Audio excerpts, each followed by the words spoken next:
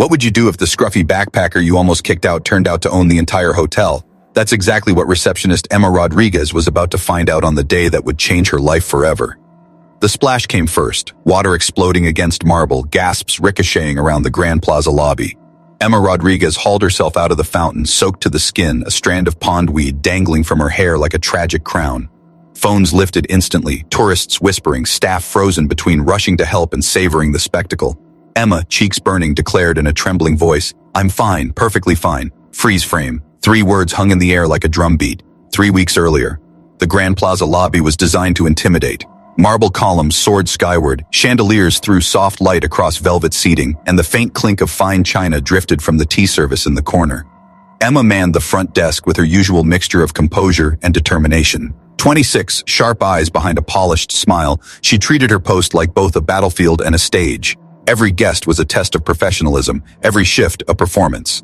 In her pocket, folded neatly in a small notebook, were her personal commandments of service.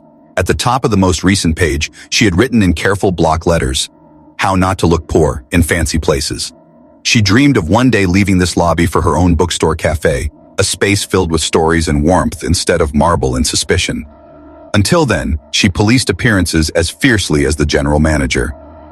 That was when the scarecrow walked in. His sneakers were caked with dust, his beard untamed, his backpack slumped on one shoulder as if it had survived wars, storms, and maybe a bear attack. Sunburn etched his cheeks, and his hair looked like it had staged a rebellion again. Said any form of grooming. Guests at the tea tables stiffened. A New York socialite in pearls pulled her mink tighter and frowned, already poised to complain.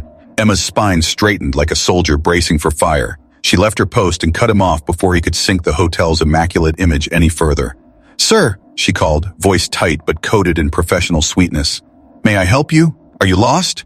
She placed herself between him and the startled guests, forming a human barrier of tailored polyester and forced calm. "The nearest hostel is just 6 blocks away." The man turned, and for a second Emma froze. His eyes, unexpectedly clear, startlingly beautiful, didn't match the wreckage of his appearance. They held a warmth she hadn't anticipated. Still, she pressed on, offering him a nervous smile. "If you need directions, I can mark the map for you." Michael Blackwood stifled a laugh. 3 weeks in the Colorado mountains had stripped him of polish, and now here he was, back at his own hotel, mistaken for a drifter. He adjusted his strap. "Actually, I'd like a room." Emma blinked. "A room? Here?" Her voice dropped as she leaned in, shielding him from the glares of afternoon tea. "Our rooms start at $500 per night. Perhaps..." She opened her purse, fingers trembling slightly, and pulled out a wrinkled $5 bill. "Here, for a sandwich. You look hungry." The gesture, so small and clumsy, sliced through Michael's chest with unexpected force. When had anyone last cared if he'd eaten? Not the CEO, not the billionaire, not the name on the Forbes list, just him. He smiled, touched. "That's very kind, but I really do need a room." Emma sighed, eyes flicking around the lobby. She could feel the weight of stares on her back. "Fine, but no trouble, understood?" She led him to the desk, motioning for the security guard to keep watch. Her fingers hovered over the keyboard. "Name? Michael Blackwood." He slid across a dusty driver's license. Emma typed without looking up. "We have a standard room at $250. I'll take the presidential suite." Her fingers stopped. She looked up, incredulous. "The presidential suite is $3,000 per night. That's fine." Her skepticism sharpened. She demanded ID and a credit card. He handed her a matte black card, heavy and elegant. Emma tilted it under the light, hunting for fraud, then slid it through the reader. She held her breath, certain it would be declined. Approved. The screen glowed green. She blinked once, twice. Her lips parted. That went through. Michael's smile widened. "Great." Emma frowned, still not convinced. She dialed the bank, whispering the numbers. On hold, she peeked at him, pretending to study a brochure. Then the bank confirmed in polite, awed tones, "Mr. Blackwood, VIP client, no credit limit." Emma's throat tightened. She hung up, staring at him as though trying to solve a riddle written in another language. "Everything went through?" Michael asked, feigning innocence. "Yes," she murmured. Her voice cracked into disbelief. "But are you sure this card isn't stolen?" Michael nearly laughed. "Pretty sure it's legit." She had him sign form after form, scrutinizing each signature like a detective. She snapped photos under the guise of security procedure, still hunting for the scam she was certain lurked beneath. Finally, she slid across the keycard. "Suites on the top floor." Just then, Richard Morgan, the general manager, approached. Is everything all right? His eyes fell on Michael and widened. Hi. The smile shifted into genuine warmth. Mr. Blackwood, welcome back. Emma stiffened. Mr. Blackwood? She echoed. Michael simply shook the manager's hand. Good to be here. Emma's stomach flipped. The scarecrow wasn't a scammer, not a drifter, not a hostel hopper. He was someone important. Richard's tone confirmed it, though the man himself played coy. As Michael moved toward the elevator, his backpack slung casually, Emma's eyes darted back to her notepad. She scribbled the title across the page again, pressing harder this time. How Not to Look Poor in Fancy Places. She tapped her pen against the words, not knowing whether she was writing rules for him or reminders for herself. And Michael, slipping into the elevator, let the smile break free. Emma's $5 had meant more than any Forbes cover. For the first time in years, he felt seen, not as a billionaire, not as an owner, but as a man with dusty shoes and an unshakable secret. The morning after the strange check-in, Emma spotted him again. He'd showered, yes, but the same worn jeans and sneakers clung to him like a stubborn rumor. He walked through the lobby with a kind of unbothered ease that baffled her. Newly rich people, Emma thought, should look dazzled, overwhelmed, maybe even embarrassed. But this man, Michael, the supposed lottery winner, carried himself with a calmness that unsettled her. Mr. Blackwood, she called, intercepting him with a determined smile. Perfect timing. We're going to work on something very important today. He raised an eyebrow, amusement flickering in those startling eyes. Work on what? Your survival in places like this. She produced a sheet of paper with a flourish. At the top, in bold letters, Guide on How Not to Look Poor. Michael nearly choked with laughter, but she was dead serious. This will save you from embarrassment. Trust me. That afternoon, she marched him into the hotel restaurant like a teacher dragging in a reluctant student. The place was hushed, filled with hushed clinks of cutlery and murmurs of power lunches. A few businessmen glanced up when they saw Emma leading a man with calloused hands and a faded shirt. They didn't know this backpacker owned the entire building. Rule number 5, Emma announced once they were seated. Use utensils for everything, even pizza. Michael stared at her. Even pizza? Especially pizza. She signaled the waiter with confidence. 1 margarita, please. When the dish arrived, steaming and fragrant, Michael eyed it like it was a surgical challenge. The fork and knife gleamed under the chandelier. He picked them up with exaggerated care, cutting a tiny triangle and placing it in his mouth as if it were a priceless delicacy. Emma nodded approvingly. See? Perfect. You blend right in. But across the room, a wealthy couple leaned in to whisper. One of the businessmen discreetly pulled out his phone, recording the sight of a scruffy man dissecting pizza like a Michelin star entree. Suspense swirled in the air. Was he a fool or someone they should recognize? Michael dabbed his lips with the napkin, deadpan. Very refined. Emma glowed with pride. Exactly. That's how you avoid looking new money. He chuckled inwardly. New money, if only she knew. After lunch, Emma's mission only intensified. She produced diagrams of cutlery placements, arrows, and notes scribbled like blueprints. See? Start outside, work your way in. Think of it as unwrapping a present. Michael leaned in, pretending to study. His mind drifted. No one had sat with him like this in years, not as a billionaire, not as a client, but as a man who apparently needed saving from himself. Her seriousness was almost touching and dangerous, because the longer she believed her story of a clumsy lottery winner, the closer he felt to being normal. Later that night, Emma lay awake replaying the scene. Him cutting pizza with a knife and fork, the way the businessman stared, her own sense of triumph. She didn't notice how her notebook had acquired a new line in the corner. Rule number 7, never underestimate the eyes that watch you. And in the suite high above the city, Michael gazed out at the skyline, smiling faintly.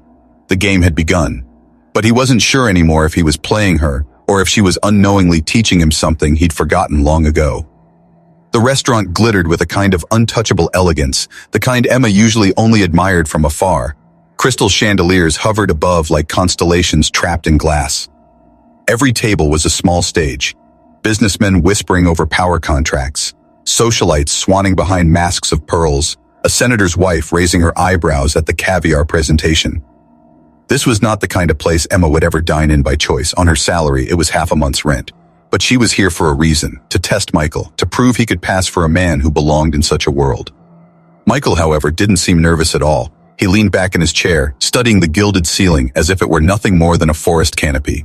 His only clean shirt clung stiffly to his frame, the collar slightly frayed. He looked like a man playing dress-up, and Emma's heart pounded with the dread of what humiliation might come next. "Remember," she whispered urgently as the waiter approached, "napkin on your lap the second you sit, no elbows on the table, and under no circumstances blow on your soup." Michael tilted his head, amused. "People really do that?" "Ordinary people," Emma replied with the certainty of a seasoned guide. "Wealthy people. They wait. They never rush. Time bends for them." The waiter, tall and immaculately groomed, placed their menus before them with a bow so precise it bordered on reverent. His gaze flickered to Michael, and for an instant, so quick Emma thought she imagined it, his eyes softened, almost deferential. She narrowed her own, suspicion already prickling at the back of her mind. Why would a waiter bow like that to a man in discount shoes and a backpack scuff on his wrist? Michael didn't acknowledge it. Instead, he picked up the menu, brows furrowing at the descriptions, as though reading in a foreign language. Emma leaned across, whispering translations. "That's just cod. That's lamb. And no, you don't have to know what foie gras is, just don't pronounce the S." When the food arrived, tiny towers of meat arranged like sculptures, Emma launched into her lesson. "You start on the outside and work your way in," she explained, tapping the utensils like a teacher at a chalkboard. "Think of it like peeling an onion or unwrapping a gift." Michael smirked but obeyed, carefully using the outer fork, slicing the morsel as if each bite were a step in an exam. Emma watched him with pride swelling in her chest. He wasn't perfect, but he was trying, and he was listening to her. That mattered. But around them, whispers began. Guests stole glances, their gazes darting between the scruffy man and the receptionist coaching him through each move. Emma straightened her shoulders, pretending not to notice, determined that Michael would pass this trial. Then the accident happened. A key, arliss shift, an elbow that strayed too far. Michael's wine glass toppled, crashing against the table's edge. Crimson liquid spilled like blood across the perfect white linen, running toward the edge in slow, horrifying streams. Gasps rose from neighboring tables.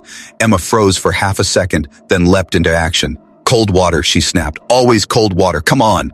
Before Michael could protest, she seized his wrist and dragged him toward the restroom, ignoring the murmurs that followed them. Behind them, she caught a snatch of words. "Mr. Blackwood," spoken by a waiter who bowed low as Michael passed. Emma's eyes narrowed again, but there was no time to unravel the puzzle. Inside the restroom, Michael peeled off the shirt and began blotting at the stain while Emma stood outside the door barking orders. "Don't rub it, dab. You'll just grind it in. Hold it under the tap, quick!" Michael chuckled under his breath, following instructions. He was used to tailors and assistants handling these kinds of mishaps, but there was something oddly comforting about Emma's frantic determination to save his shirt, as though the fabric itself mattered to her pride. When they returned, the restaurant manager himself appeared, bowing deeply. "Mr. Blackwood," he said with reverence, "please allow us to provide a fresh shirt from our VIP wardrobe. No charge, of course." Emma froze, fury sparking in her chest. "Excuse me," she said sharply. "This is not Mr. Blackwood. This is Michael. He won the lottery, and we are managing perfectly fine without handouts." The manager faltered, caught between correction and retreat. Michael gave him a subtle look, a silent command.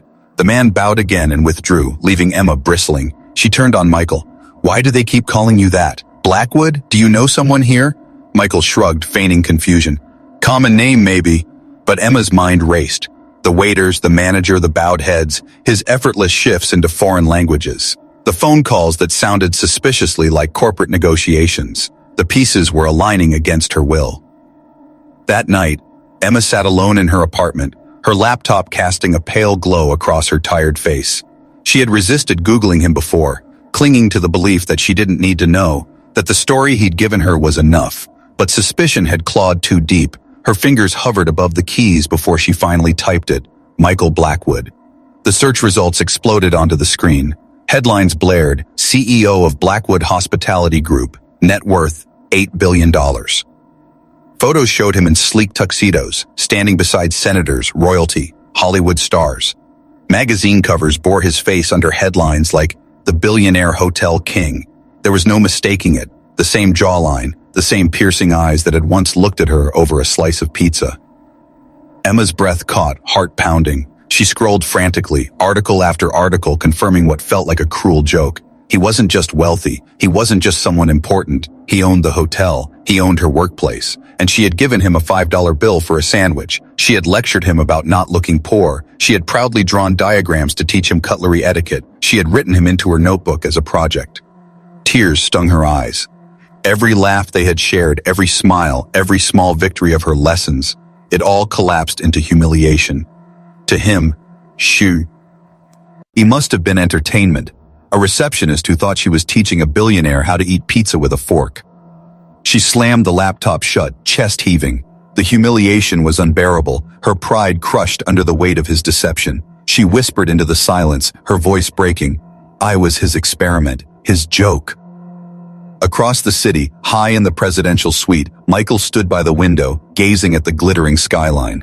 He thought the night had gone well, that his secret still held, that Emma still saw him as just Michael. He had no idea she was already piecing together the truth, that the fragile bridge of trust between them had splintered beyond repair.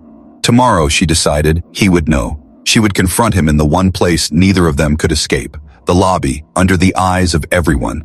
If he wanted to play games with masks, she would rip his off in front of the world. And for the first time in her career, Emma Rodriguez wasn't afraid of making a scene. The lobby of the Grand Plaza always smelled faintly of lilies and money. Marble columns soared upward, mirrors gleamed under chandeliers, and guests glided through the space as if on a silent stage where elegance was mandatory. Phones buzzed in pockets, heels clicked like a metronome across polished floors. But on this day, tension simmered beneath the surface, waiting for ignition. Emma stood behind the reception desk, her uniform crisp, but her heart a knot of fury. All night, she had replayed the Google search, the glossy photos, the billionaire headlines. Michael Blackwood, owner, liar.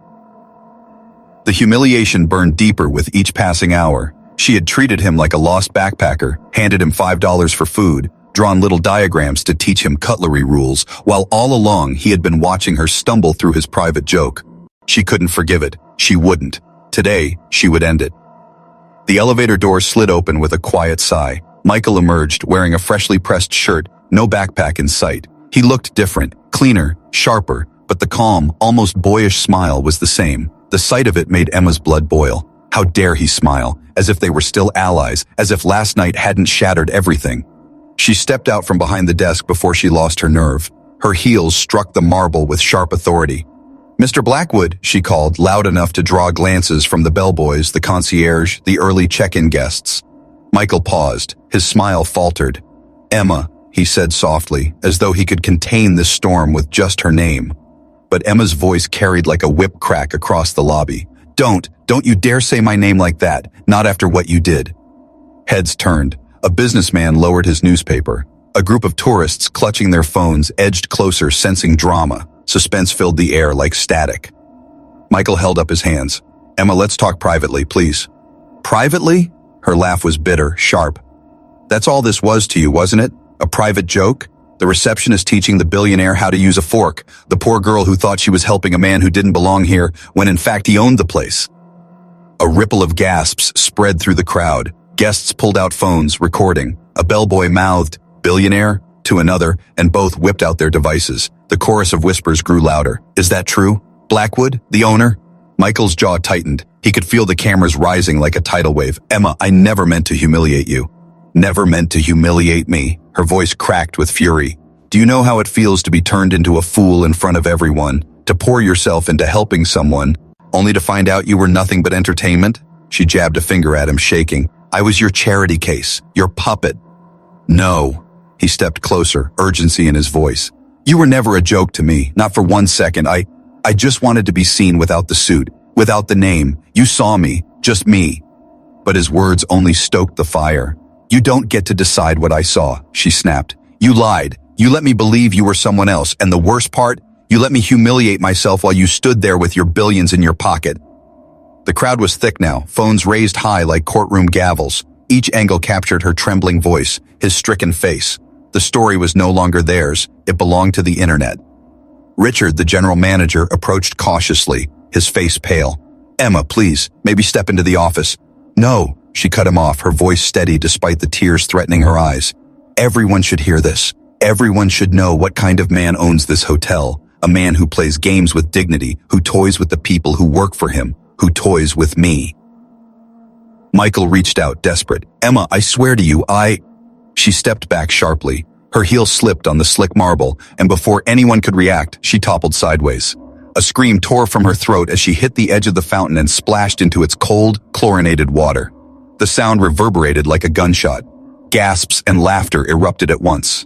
Emma flailed, soaking wet, hair plastered across her face. The fountain's spray caught the light, turning her humiliation into a cruel spectacle. Phones zoomed in, capturing every drop, every gasp. She pulled herself up, standing dripping and trembling in the shallow pool. Michael moved instinctively to help, but she shoved his hand away. Her eyes blazed, her voice breaking. "Don't touch me, don't you dare!" The lobby was a storm of whispers and clicks. Receptionist falls in fountain. Blackwood scandal. Hotel meltdown. The hashtags were already writing themselves.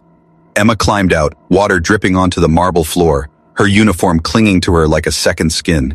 She faced him one last time, chest heaving. "I quit." The words rang out like a verdict. She tore off her name badge, dropped it into the fountain with a small splash, and walked through the crowd, head high despite the laughter, despite the cameras. Each step left a wet footprint on the marble, a trail of defiance behind her. Michael stood frozen, the world collapsing around him. Phones captured his silence, his helplessness. He had thought anonymity would buy him freedom, that playing the backpacker would earn him honesty. Instead, it had cost him the one person who had seen him as human. The crowd dispersed slowly, murmurs filling the air. The fountain trickled on, indifferent. Michael's reflection wavered in its ripples, fractured and distorted. Upstairs, the suite felt emptier than it ever had. He sank into a chair, the silence deafening. His phone buzzed with notifications, articles already breaking, videos already viral. Receptionist confronts billionaire owner, hotel heiress meltdown, the Grand Plaza showdown. He shut it off. None of it mattered. Only one voice echoed in his head over and over. "I quit." Emma walked through the rainy Manhattan streets, her uniform soaked, her hair dripping. Stir. Angers glanced at her, but she didn't care. She felt hollow, but beneath the ache, a spark of something fierce burned. She wouldn't be a joke. She wouldn't be anyone's charity case. She would rise on her own terms, with her dignity intact, even if it was in ruins now. Behind her, the Grand Plaza glowed like a cruel jewel against the night sky. Inside, Michael stood at the window, watching the city blur through raindrops. For the first time in his life, the billionaire owner felt powerless, and the whole world was watching. Rain turned the sidewalks of Brooklyn into mirrors, and in one of those reflections, Emma Rodriguez saw a version of herself she barely recognized. Hair frizzed from humidity, blazer thrift wrinkled, eyes carrying the weight of humiliation that had been replayed across millions of screens. 2 weeks since the fountain, and strangers still whispered as she passed cafes. That's her, the receptionist who yelled at the billionaire. But here, in a small bookstore cafe with chipped teacups and wilting ivy plants, the whispers carried a different tone. Admiration, amusement, solidarity. "You're the fountain girl," a young woman said breathlessly, phone already raised. "Can I take a selfie?"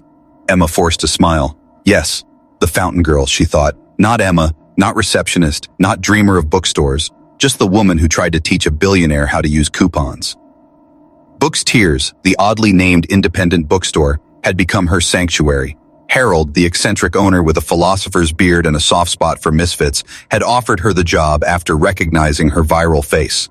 "People will come for the spectacle," he'd said, "but stay for the stories." And he was right. Each day, more customers arrived, not for Tolstoy or Toni Morrison, but for Emma. They asked her about coupons, about billionaires, about fountains. They laughed, they recorded, they bought books just to have her sign the receipt. Fame had made her ridiculous, but it had also, strangely, given her a platform. Emma leaned into it. She created a section called Books for People Pretending to be Poor. Budget cookbooks sat beside etiquette manuals. Memoirs of fallen moguls nestled next to self-help guides on minimalism. The irony wasn't lost on her, but it worked. People laughed, bought, returned. For the first time, Emma felt like she was steering her own story. Yet at night, in her tiny apartment, she replayed the confrontation in the lobby, his face stricken, his voice cracking with sincerity. "You were never a joke to me," and she hated herself for still caring. Across the river in a penthouse that touched the clouds, Michael Blackwood sat at a dining table set for 12, eating a peanut butter sandwich off fine china. The irony wasn't lost on him either. His empire hadn't crumbled. Share prices dipped, then stabilized. Guests still booked rooms.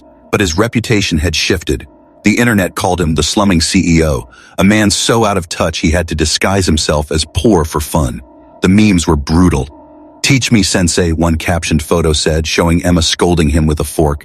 Another had his face photoshopped into a McDonald's uniform. At board meetings, directors exchanged wary looks. "Is this performance art?" one had asked. His CFO, David Chen, tried to spin it as relatability. "The public loves authenticity," he argued. "Maybe leaning into it could be good branding."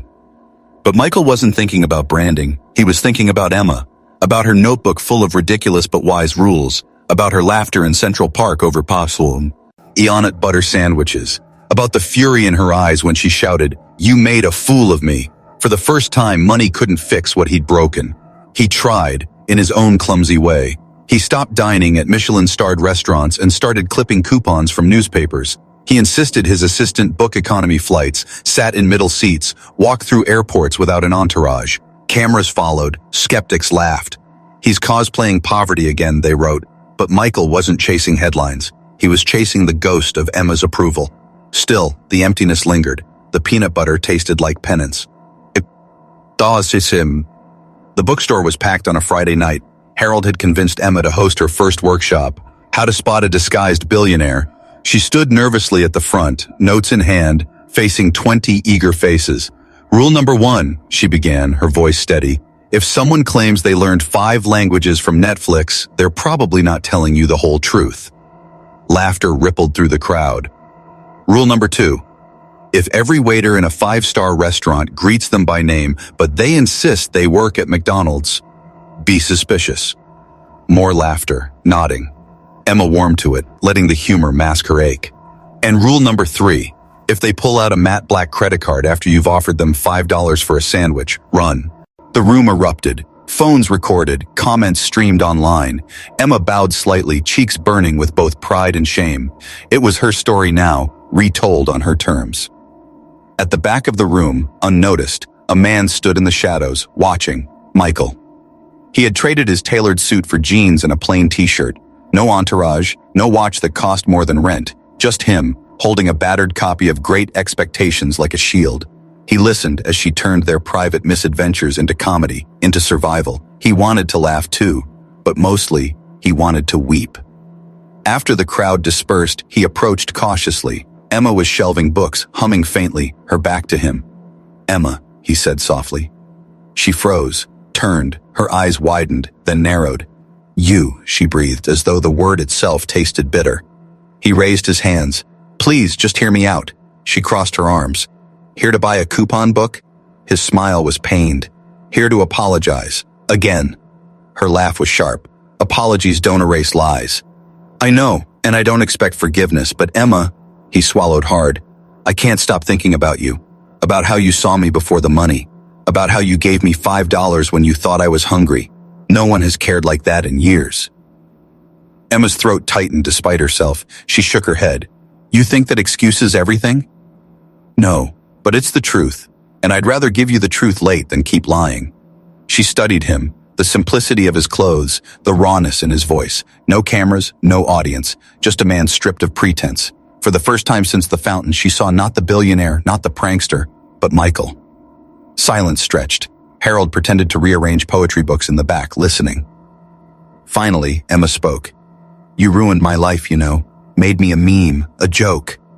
Michael stepped closer, eyes searching hers. "Then let me help you build a new one, on your terms, with your dreams." Her breath caught. He knew, somehow he knew. "My bookstore cafe," she whispered. He nodded. "Not as a project, not as charity, as a partnership. You have the vision, I have the resources. Together, we could..." He trailed off, the vulnerability naked in his voice. "Together, we could build something real." Emma's heart thudded. For 2 weeks, she had sworn she'd never forgive him, but standing here, soaked in his sincerity, she felt the walls she'd built begin to crack. "Michael," she said finally, voice trembling, "if I let you in again, if I need to know this isn't another mask, no more disguises, no more lies." He nodded fiercely. "No more masks." For the first time, his eyes looked unguarded. Not the billionaire, not the backpacker, just a man begging for a second chance.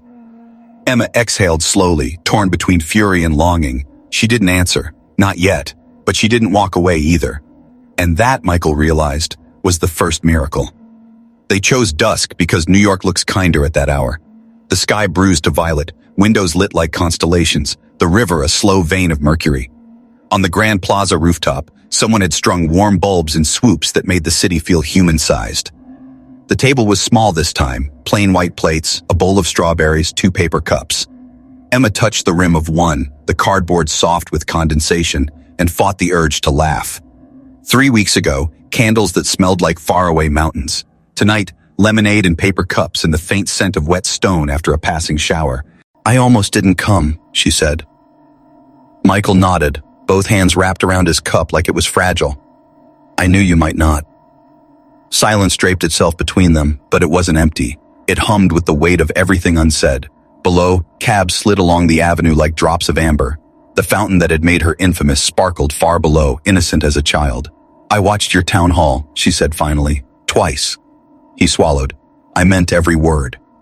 It had been messy and brave. He'd stood in a ballroom meant for galas, tieless, no teleprompter, before 100 employees and another 1,000 on the live stream, and told the truth. That he had wanted anonymity and chose deceit. That the masks he wore were expensive and childish at once. That leadership without accountability was theater. Then he'd done the thing that mattered more than apology. He'd changed the rules. The new guest dignity protocol. The end of stealthy background checks on staff without consent. A fund for emergencies that didn't require pleading. Paid training hours for frontline workers who wanted to upskill. He had said it simply. Respect is not a perk, it's our default. "That line," Emma murmured. "Respect isn't a dress code, it's a default setting." He smiled, surprised. "I didn't make it up." "I know," she said, and the rooftop air thinned with a strange electricity. "My grandmother did."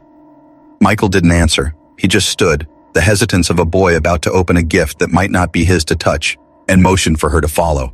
He led her to the far side of the terrace where a door she'd never noticed waited, blank and discreet. He opened it with a small brass key and flicked on a light. The room inside wasn't a suite yet. It was a memory under construction. The carpets were new but unscarred, the walls freshly painted, the air smelling faintly of plaster and lemon oil. Against the far wall stood a narrow display case, the kind museums use for small relics. Inside, on a small linen pedestal, lay a leather-bound ledger whose edges had softened the way your favorite book softens after decades of handling. Michael's voice was very quiet. "We found this in the archives when we digitized old payroll. Housekeepers, 1973. He lifted the glass gently, as if the room would shatter if he were clumsy, and opened the ledger to a page marked with a ribbon the color of tea. Her gaze landed on a name written in looping, careful script, Alma Rodriguez. Under it, neat notes of days, hours, rooms cleaned. In the margin, a small penciled sentence, delicate as a thread. Respect isn't a dress code, it's a default setting. Emma's throat closed. She put a fingertip to the page without touching it, hovering the way you hover over someone's sleeping face. She could hear Alma's voice, the Spanish lilt that turned English into a melody, feel the scratch of her thrift store sweater, smell the lemon polish that never left her hands. Her grandmother had cleaned these rooms. Her grandmother had whispered that sentence to her at the kitchen sink over chipped plates, and now here it lay, ink on paper, a message across time. "I didn't plan to find it," Michael said, "but when I did, I couldn't unknow it. It made everything else I'd been telling myself sound small." He met her eyes and didn't look away. "I wanted to build something better before I ever asked you to forgive me." He stepped back and motioned to the doorway. A small brass plaque waited there, covered with a square of cloth. The cloth glowed warm under the light, like something holy hiding in plain sight. "Will you?" he asked. Emma didn't trust her voice. She nodded. Together they lifted the cloth. The plaque was simple, letters cut deep and clean. The Rodriguez room, in honor of Alma Rodriguez, housekeeper, and every invisible hand that made this hotel shine. Respect is our default. Her breath trembled out of her. She felt seen, and not just for the fountain or the viral moment or the jokes about coupons. Seen through her, before her, in the person who had taught her that dignity was an inside job. She laughed suddenly, wet-eyed and incredulous. "You really went and named a suite after my grandmother." "It's not a suite," he said. "It's a listening room." She blinked. "A what?" He stepped into the middle of the empty space, looking faintly shy and completely serious. "A place where we bring in staff, managers, even guests. We ask what disrespected them. We don't defend. We just listen. Then we fix what we can, and we memorialize what we learned. On the walls. Not slogans. Stories." His voice steadied. If we're going to be in the hospitality business, we should start by being hospitable to the people who give it its soul. It sounded like a vow. It sounded like the opposite of a mask. He cleared his throat. There's something else. He reached into his pocket and pulled out an envelope. No logo, just her name in a handwriting he'd probably practiced because he cared. She took it, slid out a single page that wasn't a check and wasn't a PR contract. It was an offer, not of a job but of a seat at the table, director of guest dignity culture, reporting to the CEO, equal vote on policy affecting frontline workers, a budget she could spend without begging, quarterly public reports she would author, and equity vesting over 4 years. The words didn't shout, they were firm, real. I don't want to hire your voice, he said. I want to share the company with it. Emma let her sell. Lean against the wall, the way a person leans when the thing they've been carrying finally sets itself down. She thought of the workshop shelves she'd arranged at Books Tiers, of the strangers who came to laugh and left with something like permission to demand better. She thought of her notepad rules, some silly, some steel. She thought of students she could train, rooms she could change, secret humiliations she could rewrite. And one condition, he added, almost sheepish. If you say yes, I promise no expensive gifts for 6 months. I'll prove it's not about money. She couldn't help it. She grinned. Already my rule. Then I accept your rule. And one more, she said, straightening. This isn't just me coming in with speeches while everyone nods and goes back to normal. We train, we measure, we change what the data shows, not just what we feel. His relief came out as a laugh. I was afraid you'd say no. She folded the offer back into the envelope and slid it into her bag next to the old notepad that had become famous before she did. I'm not saying yes yet. He swallowed and nodded. Okay. I'm saying, she continued, and the words felt like a door opening. Let's start tomorrow. There it was. The first step that counts more than the promise of a finish line. He didn't step forward to touch her. He didn't mistake assent for permission to hold her. He just stood on his side of the small space and looked like a man who'd remembered how to breathe. He swallowed and nodded. Okay. I'm saying, she continued, and the words felt like a door opening. Let's start tomorrow. There it was. The first step that counts more than the promise of a finish line. He didn't step forward to touch her. He didn't mistake assent for permission to hold her. He just stood on his side of the small space and looked like a man who'd remembered how to breathe. They trained in the weeks that followed, and the hotel began to feel like a living person learning new manners. Emma built the curriculum the way a teacher builds a bridge, one plank at a time, sturdy and humane. The first module was simple and brave. Assume VIP, ask names, not wallets. Role plays replaced lectures. Managers sat where housekeepers sat and answered the questions they'd once asked. Someone from IT cried quietly during a simulation, realizing how often he'd defaulted to suspicion because it was faster than curiosity. A night auditor confessed to memorizing guests' shoe brands so he could decide how much patience to give. Emma wrote it on the whiteboard. Shoe brands are not behavior forecasts. They laughed, then they stopped laughing and wrote it into policy. Michael showed up for every session. He didn't speak first, and sometimes he didn't speak at all. He fetched coffee, he listened, and people noticed. There are apologies that cost nothing, and apologies that cost something you felt would kill you to give. Time, power, the habit of being the smartest in the room. He paid in those currencies and didn't keep a ledger. The press came, of course. They wanted the redemption arc, the glossy montage. The chain politely declined the puff pieces and posted the training materials for other hotels to use, free. Make them better, Emma said into a camera once. Then send them back to us. We'll sign the changes with your names. It wasn't selfless, it was contagious. On a Saturday afternoon in September, when the heat finally loosened its grip on the city and the sky remembered how to be blue, they stood under an arbor in Central Park. The ceremony was so small it felt like a secret. Harold with a poem in his pocket, David Chen grinning like a man at a surprise party, Tony the security guard in a suit that tried and failed to hide his shoulders, Richard the Gentile, Errol manager, with a handkerchief he kept pretending was for allergies. There were strings of paper cranes Emma's friends had folded at the bookstore. The sign someone hung on the snack table read, "Coupon Free Zone," and next to it, just to be a menace, Emma had stacked a handsome little tower of bike rental vouchers. When the officiant asked for vows, Michael reached into his jacket and pulled out a rectangle of paper that looked suspiciously like a supermarket coupon. He held it up to laughter that softened into something like its own weather. "It's real," he said. 10% off any hubris, one per person. Expires never. He put it away and took her hands. Emma, you gave me $5 when I didn't deserve a second of your time. You taught me how to use a fork and knife when I thought I already knew how to eat. You showed me that money can be a mask you forget to take off. I promise to tell the truth, even when I look worst in it. To change systems before I craft speeches, and to hold your rules as if they were my own. She laughed through tears. Her vows were shorter. Michael, you taught me that kings and kids both need to be told when they've been unkind. You proved that a man can go from hiding in plain sight to standing in it. I promise to verify before I vilify, to throw my lists away when they start to keep me small, and to make you peanut butter sandwiches on days when the city is too loud. They kissed, and the cranes seemed to rustle of their own accord. Someone whooped. Someone else, probably Harold, cried into his sleeve. When they reached the rooftop that night, the bulbs had been strung again and the small table waited, strawberries blushing in a bowl. The fountain below whispered without malice. There was dancing that wasn't choreographed. There was a song that wasn't trendy. Emma slipped a honeymoon coupon into Michael's jacket pocket while no one. He watched. He found it later and laughed like a man who had been given back the part of himself that could be silly without being cruel. By winter, the Rodriguez room had a wall of framed cards, each handwritten by staff. The time a guest addressed a housekeeper by name and remembered it the next day. The time a manager sat on the floor with a distraught traveler and missed a meeting on purpose. The time a server rescued a kid's birthday with a candle scavenged from housekeeping. None of the stories were miracles in the way newsrooms use the word. All of them were the kind of miracle that stitches a community back into its own skin. On a Tuesday morning, a young receptionist paused at the lobby doors as a man in a threadbare coat shuffled in, hair matted from a hat, backpack frayed to its last threads. The receptionist's fingers fluttered over the keyboard, then stilled. She inhaled, exhaled, looked at the training badge pinned to her vest, looked up with a smile that didn't grade.